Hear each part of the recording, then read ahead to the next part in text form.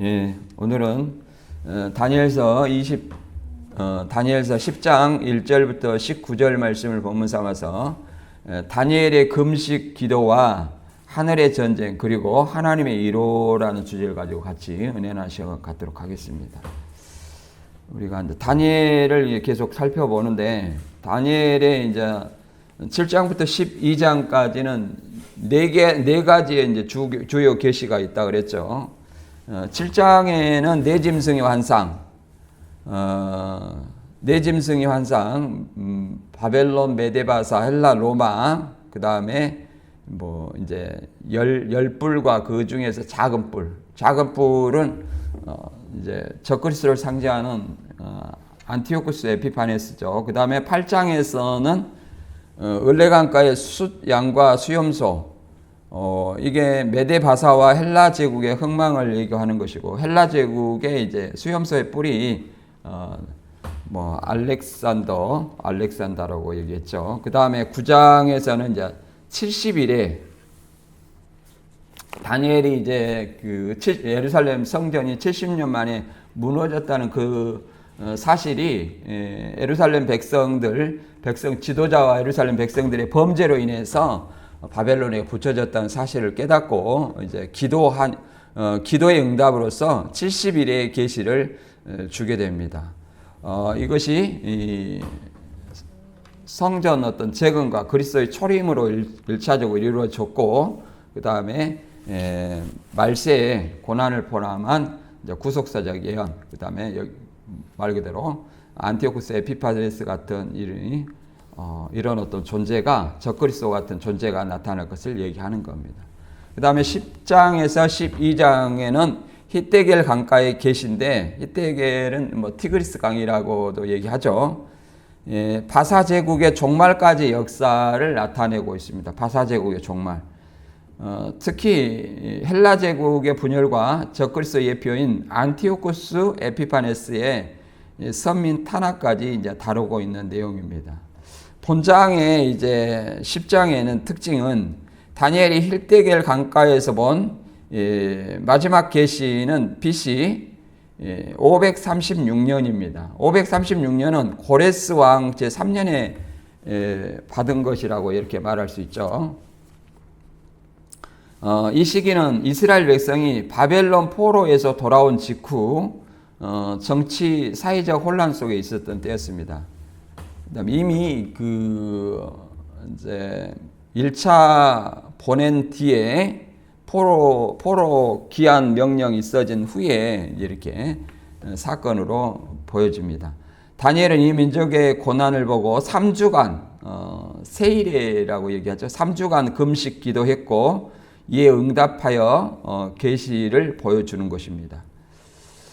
여기서 이제 등장인물은 하나님과 천사가 등장하는데 10장에서는 가브리엘이라고 구체적으로 나와 있지 않아요. 그러나 가브리엘 천사가 하나님의 소식을 전하는 어떤 천사로서 이 다니엘서에 역사하기 때문에, 다니엘서에 나오기 때문에 이제 그 가브리엘이라 보고, 또 사람 같은 모양은 인자로 예수님을 상징하는 인물로 보게 됩니다. 그래서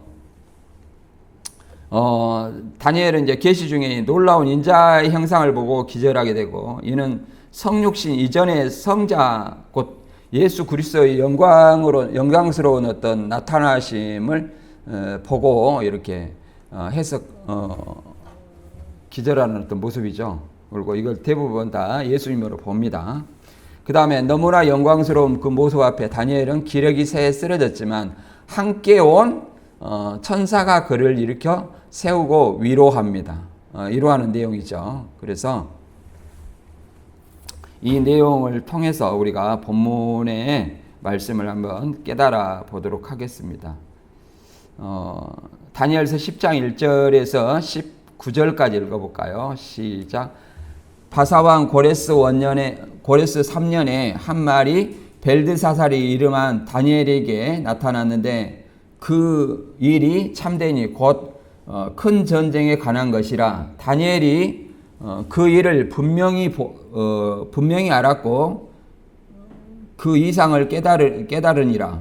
그때 나 다니엘이 세일에 동안 슬퍼하며 세일에가 차기까지 좋은 떡을 먹지 아니하며 고기와 포도주를 입에 넣지 아니하며 또 기름을 바르지 아니하니라.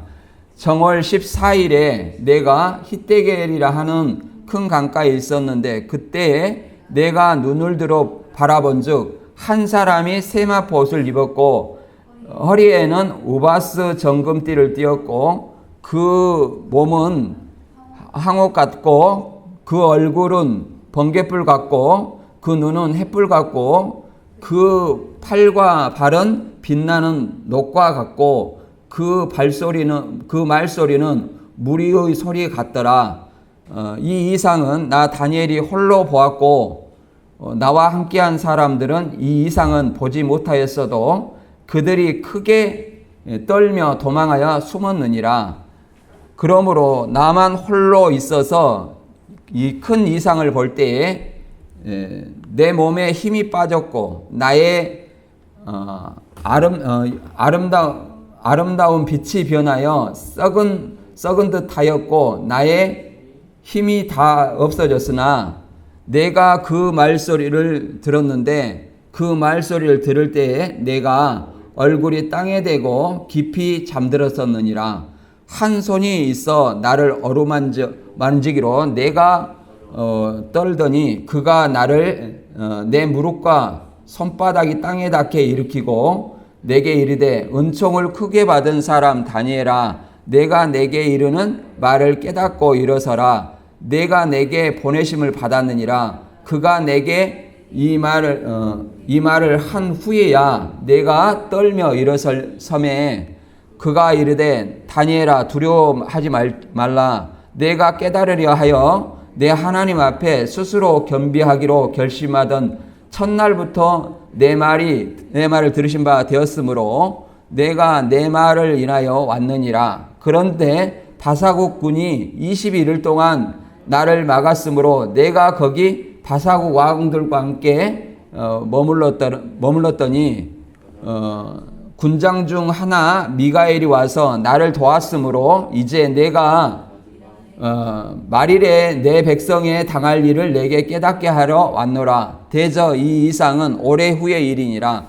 그가 이런 일로 내게 이를 때에 내가 곧 얼굴을 땅을 향하고 멍멍하였더니 인자 같은 이가 있어 내 입술을 만진지라. 내가 곧 입을 열어 내 앞에 섰는 자에게 말하여 가로되 내 주여 이 이상을 인하여 근심이 내게 더함으로 내가 힘이 없어졌나이다.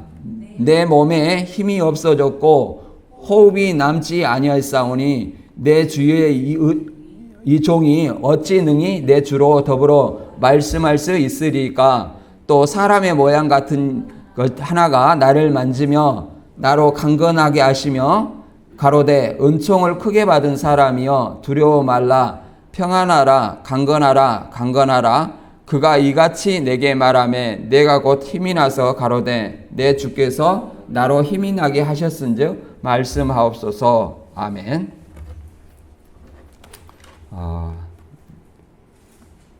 이 내용은 말 그대로 다니엘이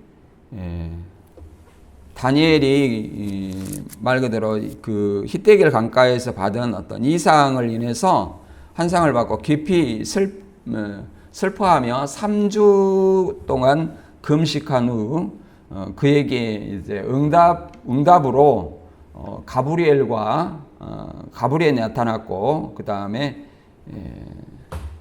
인자 같은 이가 나타나서 힘이 없는 다니엘을 계시를 받아 힘이 없는 어떤 그 다니엘을 다시 힘을 주고 격려하는 어떤 내용을 나타내고 있습니다. 그래서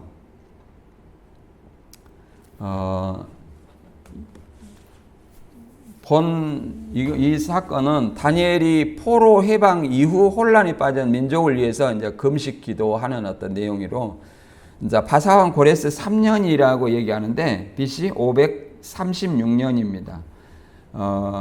고레스 원년에 이미 1차 귀환을 했잖아요. 1차 귀환을 하고 그 다음에 그 후에 2년 후에 있은 일이죠. 3년이니까. 그래서 다니엘은 장차 이스라엘에 일어날 큰 전쟁과 관련된 환상, 곧 포로 귀환 이후에 현실의 어려움에 직면한 때로 볼 수 있습니다. 본문 10장 1절에서 3절 한번 읽어볼까요?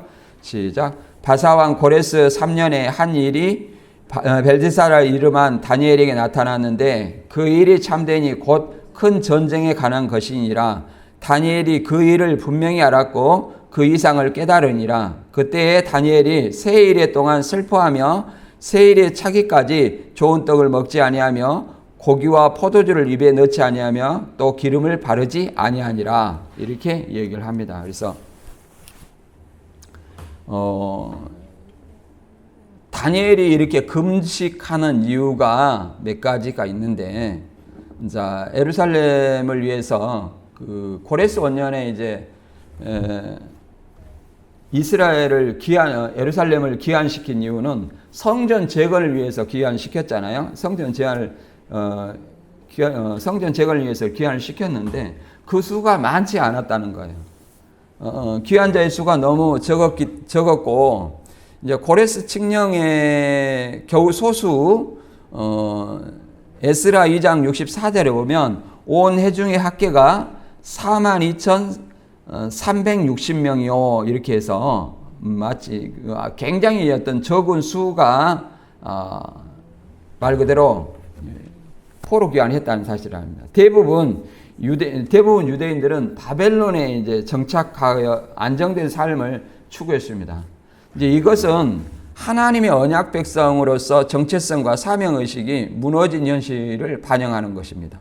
다니엘이 영적 충격에 큰 슬픔이 되었을 것으로 우리가 생각할 수 있습니다. 두 번째는 성전 재건이 시작도 못한 단계였습니다. 왜 시작도 못한 단계였냐면 에스라 3장 8절에 보면 예루살렘에 하나님 전에 이른 지 2년 2월에 스알디엘 아들 스룹바벨과 요사닥 아들 예수아와 다른 형제 제사장과 레위 사람들과 무릇 사로잡혔다가 예루살렘에 돌아온 자들이 역사를 시작하고 20세 이상 레위 사람들을 세워 여호와의 역사를 역사를 건축하게 하매 이렇게 되어 있습니다. 그래서 이제 시작도 못하고 스룹바벨과 여호수아가 이렇게 기한을 했는데 포로 기한을 했는데 이제 말 그대로 기한한 자들이 이 성전 재건을 시작하지도 못했어요. 이제 이것은 하나님의 집이 무너진 채 이제 방치되어 있다는 현실은 하나님의 임재 회복이 지체되고 있다는 것을 의미합니다. 그 다음에 세 번째는 이제 성전 재건이 이렇게 더뎌지고 이렇게 하는 것은 외부의 방해와 내부의 좌절입니다. 사마리아인들의 지속적인 방해와 바사 관리들에게 뇌물을 주는 정치적 책략으로 인해 성전 건축이 사실상 중단되었다고 얘기합니다. 이는 단순한 공사 지연이 아니라 하나님의 뜻을 이루는 데 있어서 사단적 저항과 현실적 절망이 교차하는 어떤 큰 위기였다는 사실입니다. 그래서 이제 외부의 그 방해, 사마리아인들과 이제 바사 페르시아와 갈리들의 어떤 뇌물로 인해서 방해하는 공작이 보면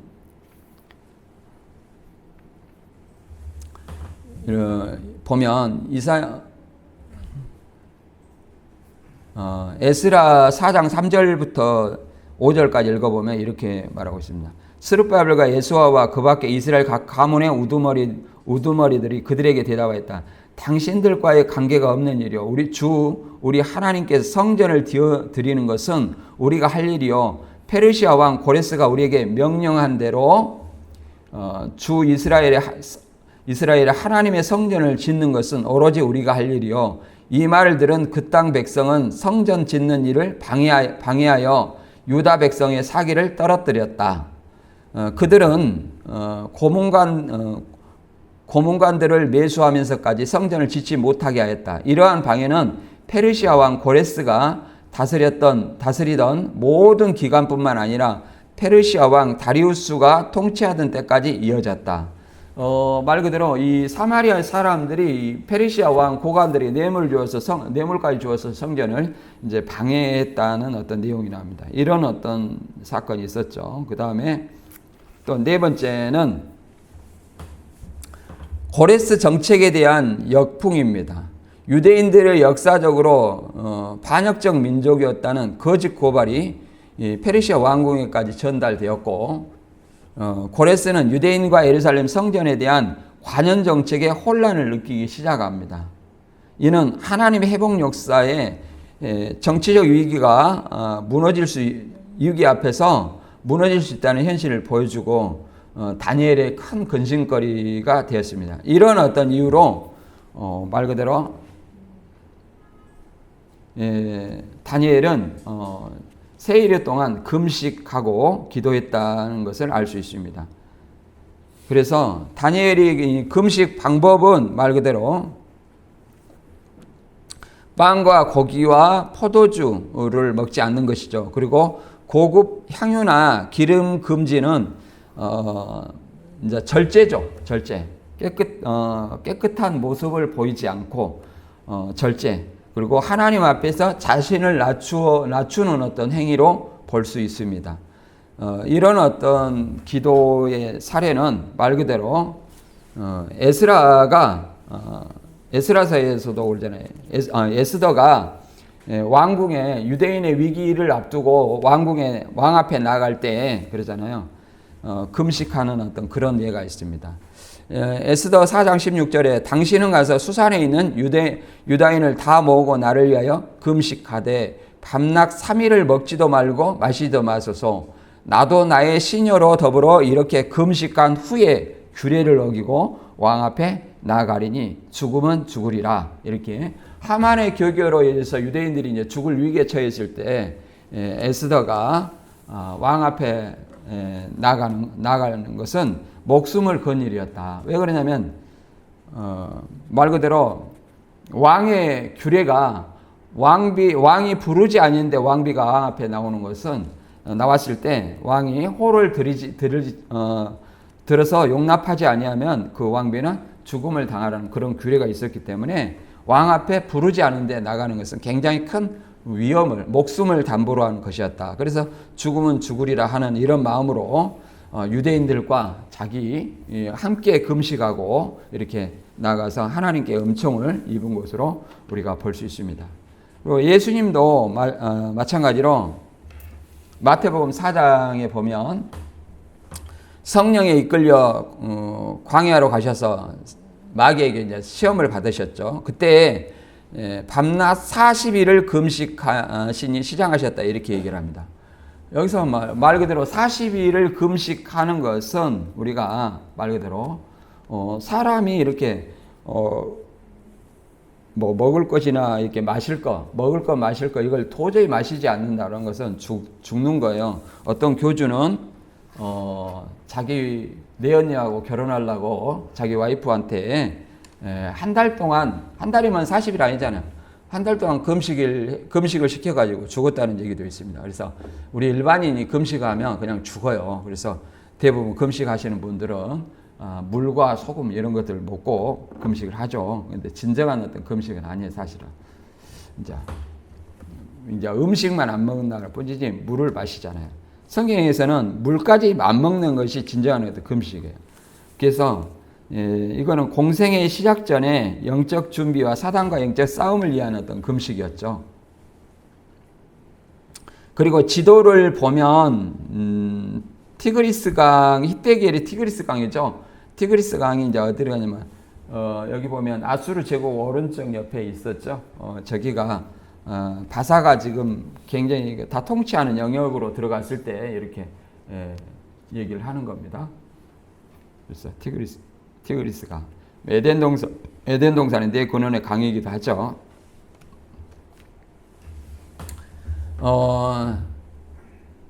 그 다음에 10장 4절에 보면 4절부터 보면 히데길 강가에 다니엘은 이제 특이한 존재 곧 천사를 만나게 되는 장면을 보여주는데 이제 이를 가브리엘이라고 이제 봅니다. 가브리엘. 그래서 가브리엘의 다니엘을 만나는 어떤 장면을 한번 읽어보도록 하겠습니다. 10장 4절에서 9절까지입니다. 시작. 정월 24일에 히데겔 강가 이는 큰 강가에 있었는데 그때 내가 눈을 들어 바라본즉 한 사람이 세마포 옷을 입었고 허리에는 우바스 정금띠를 띄었고 그 몸은 황옥 같고 그 얼굴은 번갯불 같고 그 눈은 햇불 같고 그 팔과 발은 빛난 녹과 같고 그 말소리는 무리의 소리와 같더라.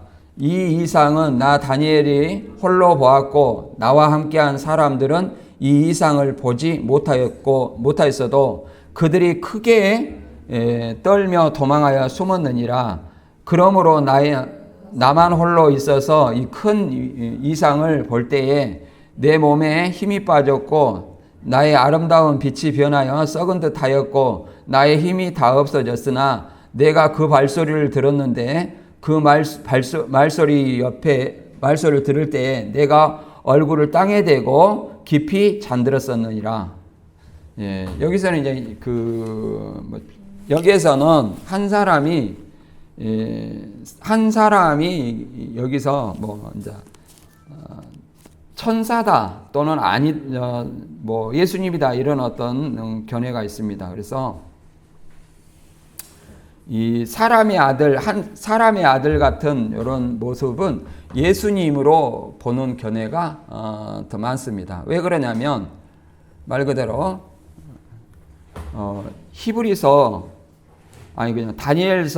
다니엘서에 이미 8장 15절이나 9장 마지막 절에나 이렇게 보면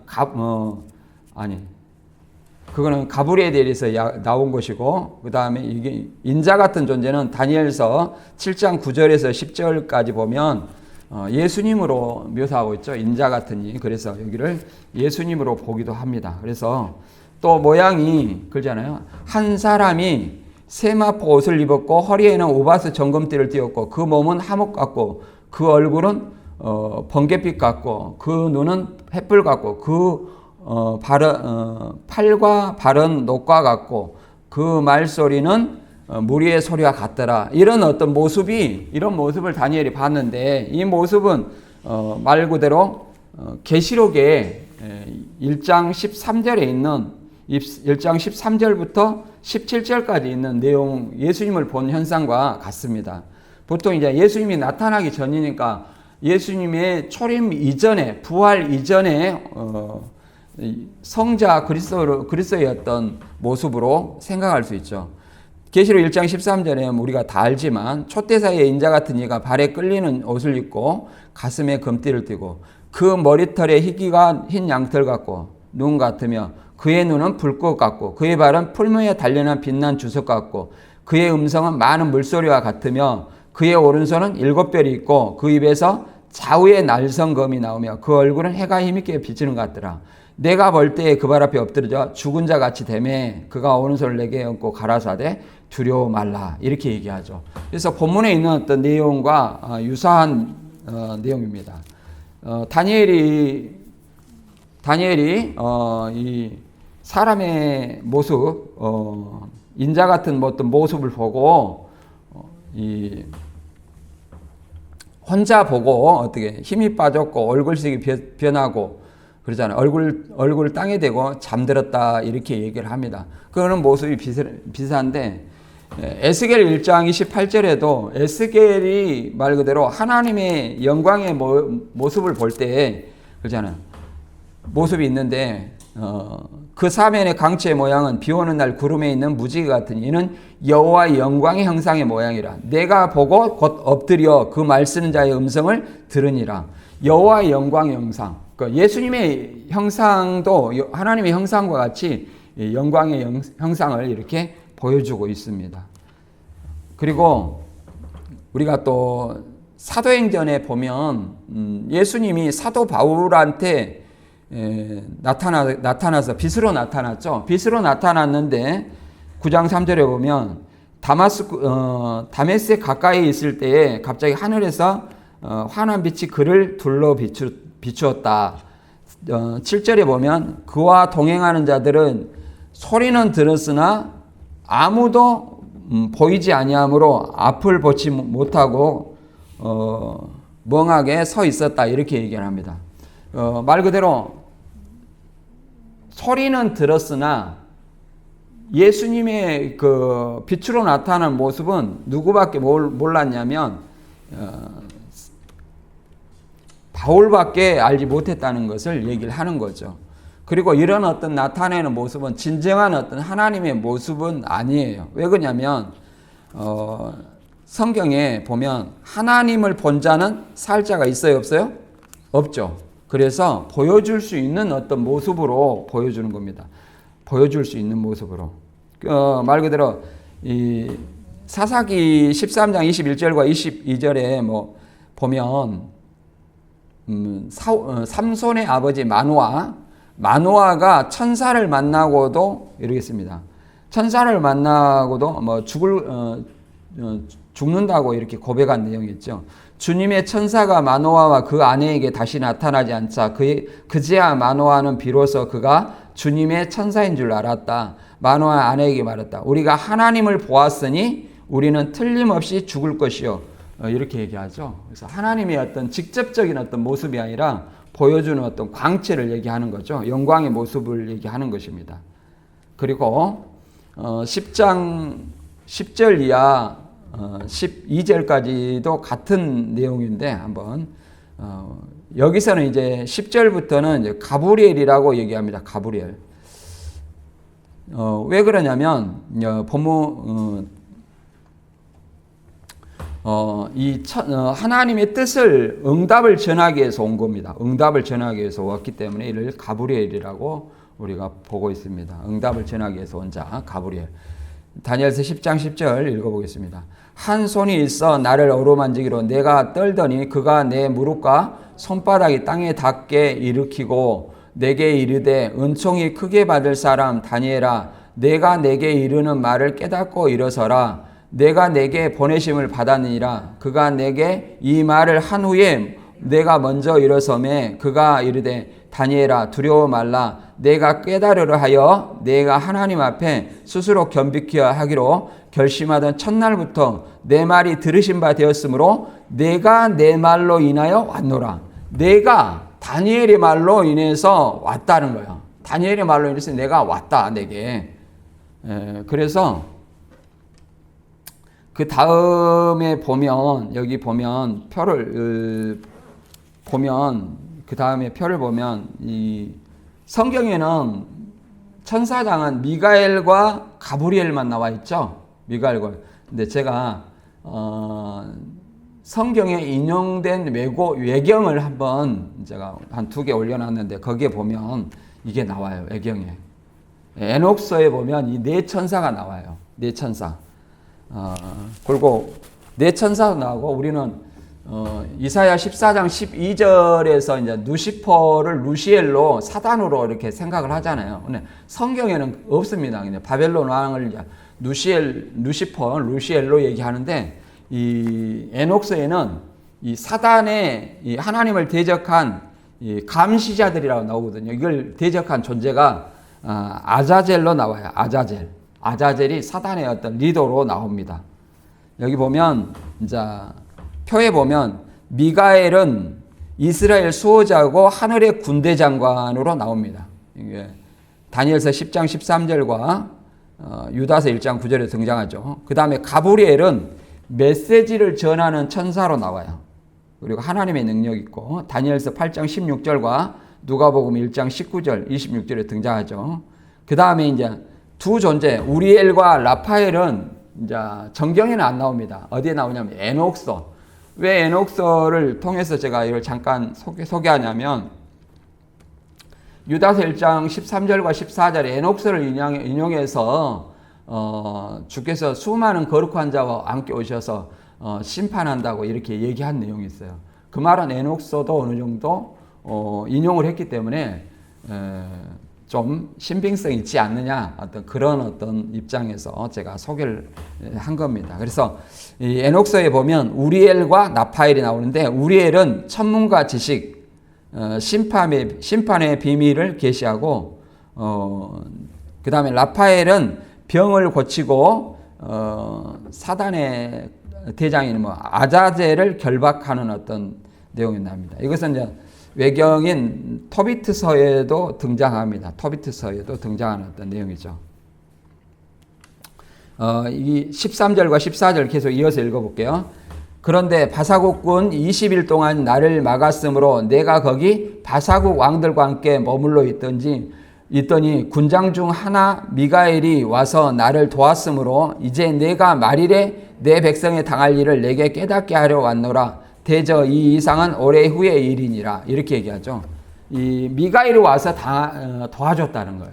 나 혼자만이 이것을 이 바사국 군이 그러면 바사국 군을 주장하고 있는 악의 영이 지금 바사국 페르시아 군을 주장하고 있었어요. 그래서 그 악령이 21일 동안 이 가브리엘 천사를 막았다는 거예요. 근데 가브리엘 천사는 이제 메시지를 전하는 천사잖아요. 그래서 이 자기 혼자 이 사단을 해보지 못하는 거예요. 그래서 누가 와서 도왔어요?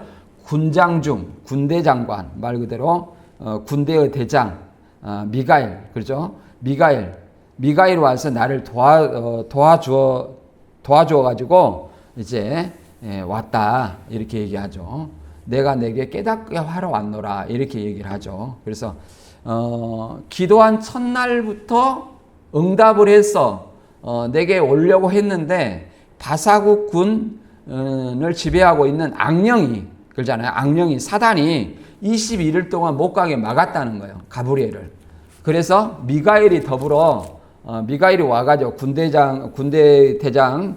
장관인 미가엘이 와서 사단을 물리치고 이제 다니엘에게 깨닫게 하러 왔다 이렇게 얘기를 하는 겁니다. 그래서 우리가 미가엘과 그 싸우는 어떤 대상은 계시록 12장 7절과 8절에 보면 이렇게 나와 있죠. 하늘에 전쟁이 있으니 미가엘과 그의 천사들이 영으로 더불어 싸울세 영과 그의 사자들 싸우나 이기지 못하여 다시 하늘에서 저희 있을 곳을 얻지 못한지라. 큰 용이 내어 쫓기니 곧 예뱀 마귀라고도 사단이라고도 하는 온 천하를 깨는 자라. 저희가 땅으로 내어 쫓기니라 이렇게 얘기했죠. 그래서 이 하늘의 전쟁, 영계의 세계에 하늘에 미가엘과 그의 사자들이 이렇게 싸우는 어떤 내용이 계시록에는 있습니다. 계시록에서는 미가엘과 용과 싸워서 사단과 싸워서 사단이 땅으로 내어 쫓긴 것은 예수 그리스도의 어떤 십자가의 승리로 말미암아 이렇게 이기게 된 것입니다. 그래서 이렇게 성경에 있는 네 천사장을 한번 소개를 해본 거예요. 성경에는 사단이라고만 나왔지 사단의 대장이 누구인지 우리가 루시엘이라고 하지만 그 이름은 성경에 정확하게는 나와 있지 않죠. 그러나 우리가 개혁주의는 사단을 계명성 이사야 14장 12절 바벨론 왕을 빙자한 루시엘이라고 이렇게 사단으로 보기도 하죠. 이거는 누가복음 10장 18절에도 예수님이 복음을 통해서 사단을 이길 수 있다는 것을 얘기를 해주는 겁니다. 예수께서 이르시되 사단이 하늘로서 번개같이 떨어지는 것을 내가 보았노라. 내가 너희에게 뱀과 정갈을 밟으며 원수의 모든 능력을 제할 권세를 주었으니 너희를 해할 자가 결단코 없으리라. 이렇게 얘기합니다. 그래서 예수님의 70명의 제자들에게 예수님이 준 것은 뭐예요? 복음이죠.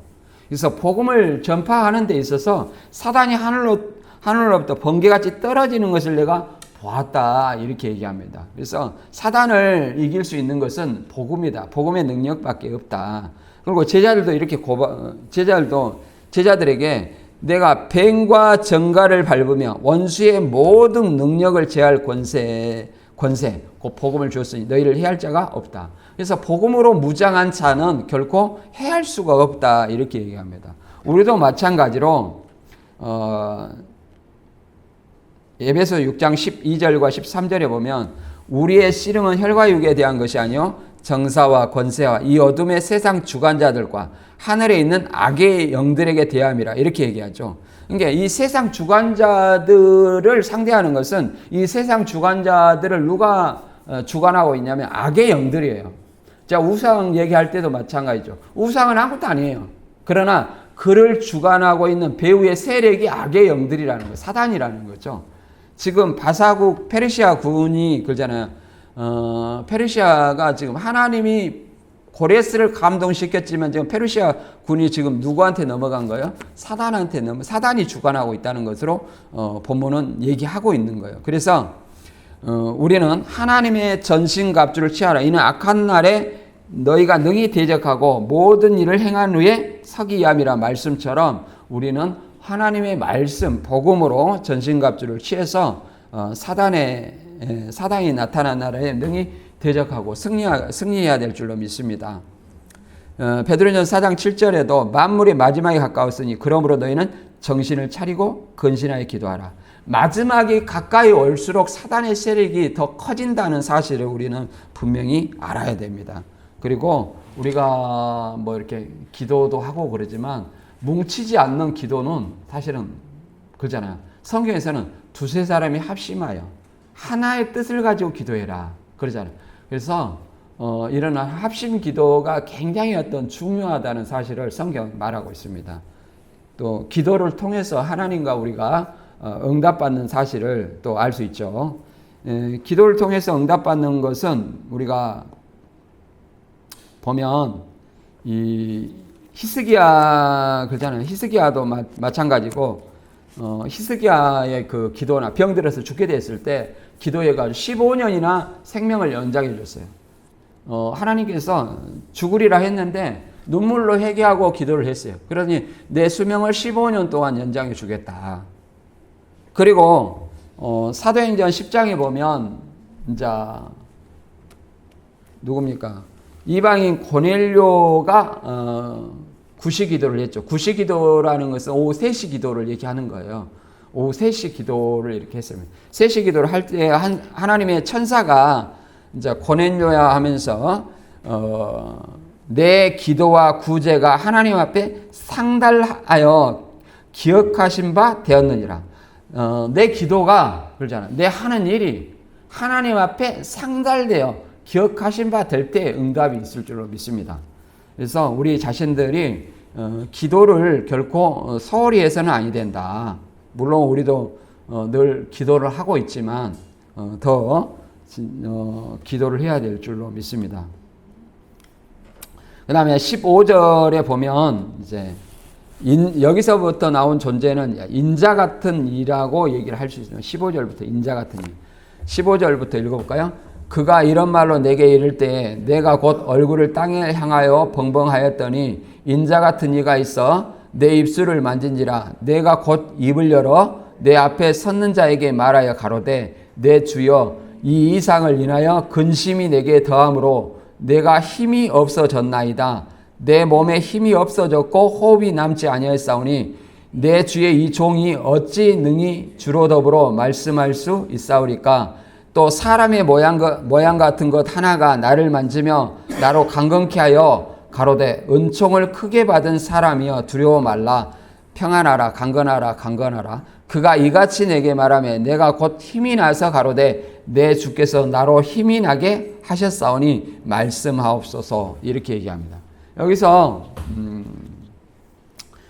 그가 이런 말로 내게 이를 때 내가 얼굴을 땅에 하고 범하였더니 가브리엘 천사가 이제 말할 때 인자 같은 이가 있어. 또 인자가 등장하죠. 인자 같은 이는 말 그대로 다니엘서 7장 9절 10절 8장 15절에서 16절에 보면 예수님으로 봅니다. 예수님. 그래서 내 입술을 던진지라. 내가 곧 입을 열어 내 앞에 섰는 자에게 말하거든 내 주여 이 이상을 인하여 근심이 내게 더함으로 내가 힘이 없어졌나이다. 이게 이만희 교주가 꼭 이런 말을 많이 써요. 자기가 하나님 만나봤다고. 내가 천사를 만나볼 때, 예수님 볼 때 납작 엎드러져 죽은 자 같이 되었다. 이런 말을 하는데 성경을 좀 읽어보면 누구나 알 수 있는 것입니다. 그러나 그걸 모방하는 것하고 다른다는 거예요. 오늘날에는 뭐 직통계시가 있어요, 없어요? 없어요. 직통계시가 없는데 직통계시를 하는 것처럼 이렇게 성경을 모방해서 사칭하는 것이야말로 적그리스도의 행위라는 것을 알아야 됩니다. 이런 어떤 죽은 자 같아 되고 힘이 빠졌다 이런 어떤 것들은 말 그대로 환상의 무게로 인해서 인자 같은 이 환상의 무게로 인해 연약함을 느끼며 인간의 연약함을 느끼며 힘을 잃지만 이제 인자 같은 이가 그를 강하게 세우고 사역자에게 이제 필요한 다니엘에게 필요한 위로와 능력을 주시는 것이죠. 하나님을 근데 하나님 본 자는 살 자가 없다는 말이 이제 출애굽기 33장 20절에 있어요. 모세가 자꾸 하나님을 보여달라고 얘기하니까 이렇게 말합니다. 내 얼굴을 보지 못하리니 나를 보고 살 자가 없음이라. 내 영광이 지날 때에 내가 너를 반석 틈에 두고 내가 지나가도록 내 손으로 너를 덮었다가 손을 거두리니 내가 내 등을 볼 것이요 얼굴은 보지 못하리라. 그러잖아요. 여호와의 영광의 형상을 보여주는데 얼굴이 아니네. 얼굴을 보여주는 건 아니다. 그래서 그 여호와의 영광을 보여주는 어떤 그 형상이지 결국은 얼굴을 본 사람이 없다. 얼굴을 본 자는 죽는 거예요. 왜 그러냐면 죄인이기 때문에 죽게 되어 있습니다.